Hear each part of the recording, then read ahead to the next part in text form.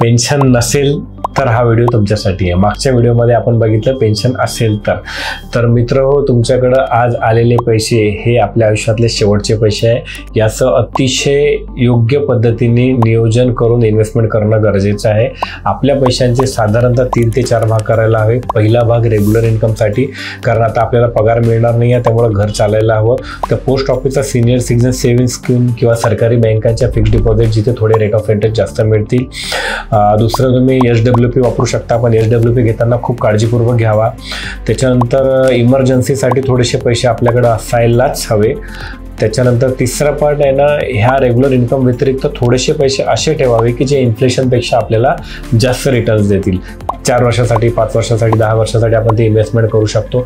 चौथा पार्ट म्हणजे जगभ्रमंतीसाठी। आता आपली सेकंड इनिंग आहे, आयुष्य खूप धमाल जगायचं आहे, त्यासाठी थोडेसे पैसे साईडला काढून ठेवावे। सर्वात महत्त्वाचं आहे, शरीराची काळजी घ्या। अधिक माहितीसाठी नक्की फोन करा। थँक्यू।